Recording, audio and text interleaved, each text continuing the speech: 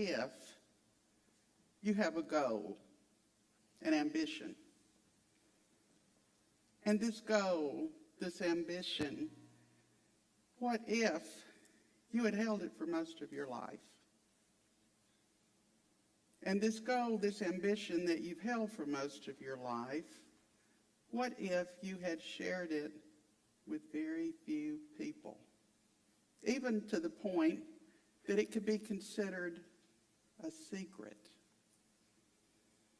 What if we call this your secret dream?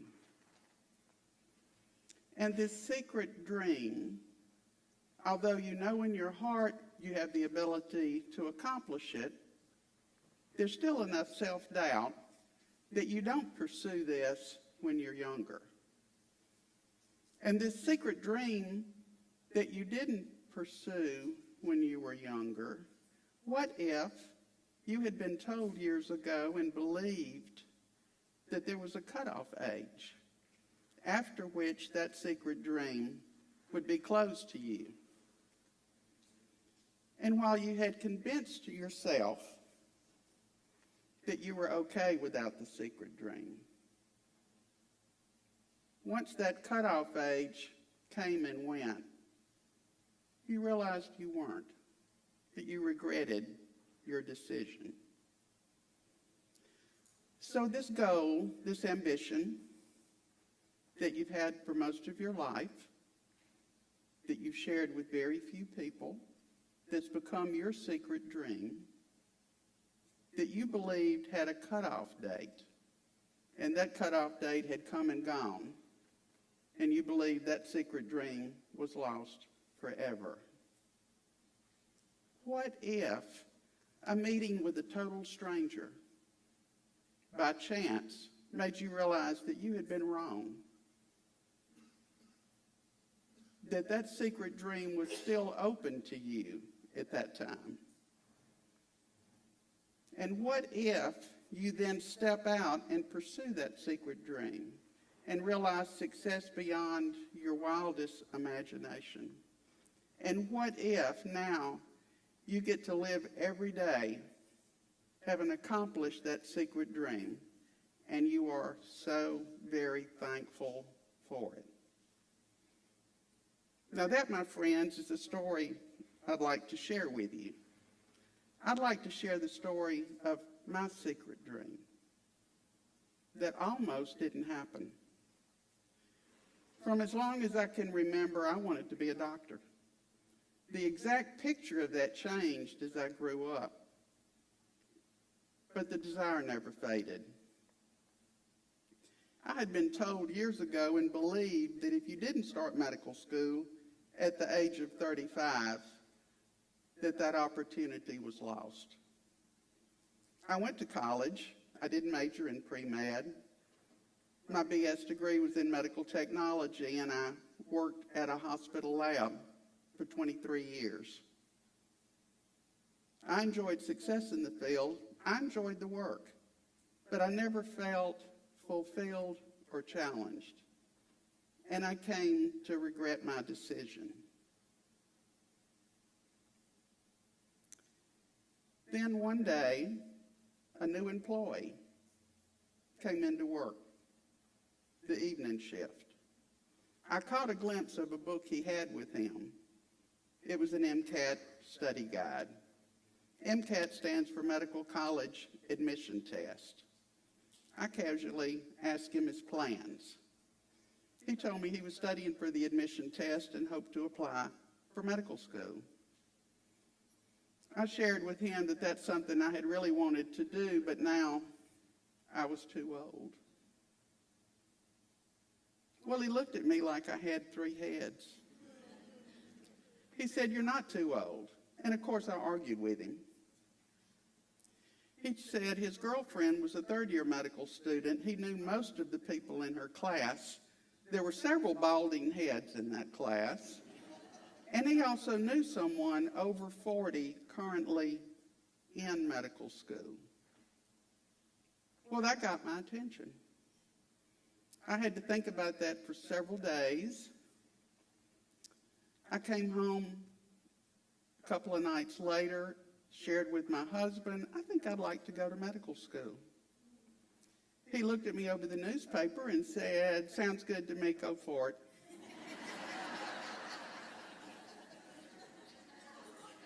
My husband, Mike, is in the audience. Raise your hand.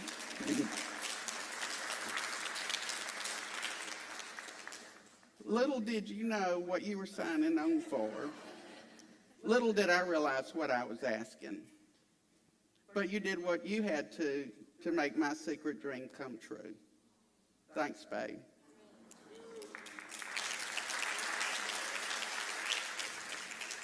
My next step was to get out my college transcript. Typewritten, not even computerized.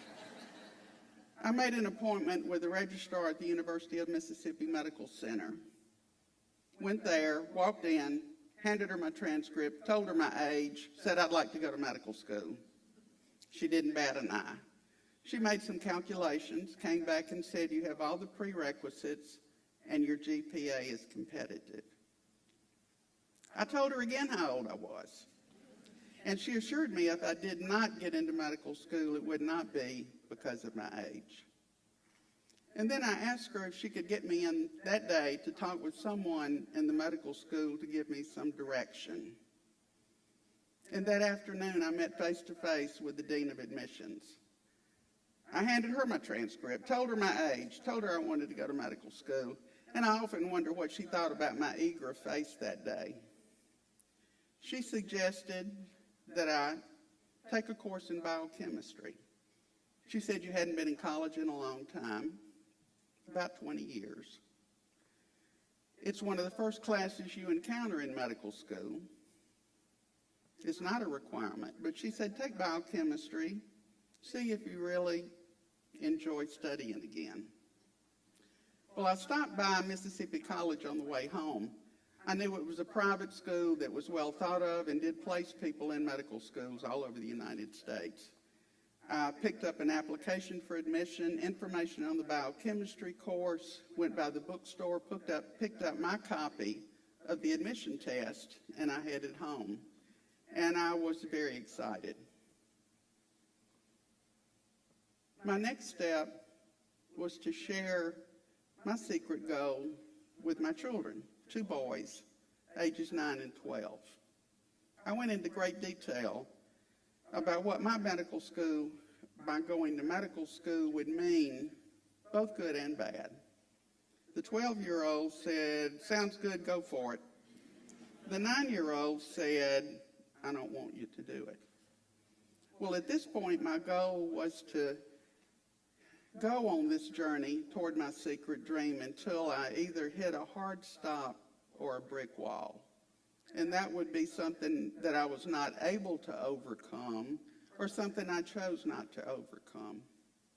And my 9-year-old saying, I don't want you to, that was a hard stop. I put my study book up, and I had peace. I had tried, I had done my best, and it hadn't worked out. Without any coaxing, about 2 days later, he came back and said, I thought about it. I think you ought to do it. So I thought at this time, wow, I am really off on this journey. Or so I thought. My next step was to share my secret dream with my parents. My father had very little response. My mother discouraged the idea. My next step was to share my secret dream with my boss, the pathologist in the lab. I needed a letter of recommendation. When I asked him for that letter, his response was, absolutely not. I will not take part in anything that I know will tear your family apart. A woman's place is at home. Food for thought. The next year went by quickly. I was taking biochemistry. I was studying for the admission test. I was still working. I was still taking care of my family. I got my application ready, and I mailed it in. And I waited. I did not even get an interview. just a nice refusal letter. I went back to the Dean of Admissions, asked her what I needed to do to make my application stronger, reminded her I was still there and I was not giving up. Her response was to finish strong in biochemistry, get my admission test score up, and that's what I did. I finished first in the class in the biochemistry after being out of college for 20 years. I retook the admission test, got my score up, applied the next year, and this time I got an interview. The interview went well. I did get accepted into medical school. I started medical school in August of 1997 at the age of 43. To say I was blown away is an understatement.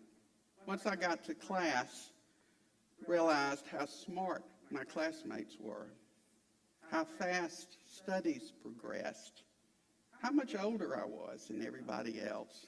And in a class of 110, I knew no one. 4 years went by quickly. I graduated with my medical degree in May of 2001.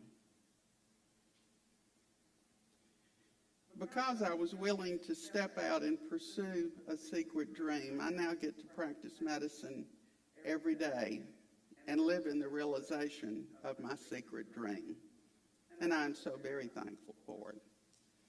To put this in perspective, between the year 2000 and 2020, that 20-year period, over 375,000 people matriculated in medical schools in the United States.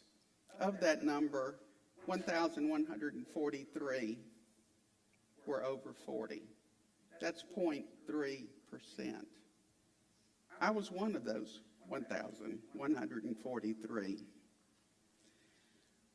The guy that came into the lab that day, Anthony, remember Anthony? I ran into him a few years later. I very excitedly shared with him where I was and what I was doing and what a difference he had made in my life. I think I might have scared him a little. I don't think he ever realized what an impact he had on my life. And we often don't know or don't realize what impacts we have on other people as we go about our day-to-day interactions. My experience reminds me of a poem that I memorized in elementary school that stayed with me all this time. It Couldn't Be Done by Edgar Allan Guest. Somebody said that it couldn't be done, but he, with a chuckle, replied that maybe it couldn't, but he would be one who wouldn't say so till he tried. He buckled right in with the trace of a grin on his face. If he worried, he hid it, and he started to sing as he tackled the thing that couldn't be done. And he did it. Somebody scoffed, "Oh, you'll never do that." At least no one ever has done it. But he took off his coat and he took off his hat, and the first thing we knew, he'd begun it. With the lift of his chin and a bit of a grin, without any doubting or quitting, he started to sing as he tackled the thing that couldn't be done. And he did it. There are thousands who'll tell you it cannot be done. There are thousands who'll prophesy failure.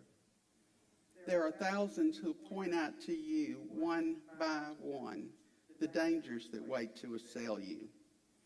But just buckle right in with the trace of a grin. Just take off your coat and go to it. Just start to sing as you tackle the thing that couldn't be done. And you'll do it. So I ask you now, do you have a secret dream? What is your secret dream? And the most important question, what if? Thank you.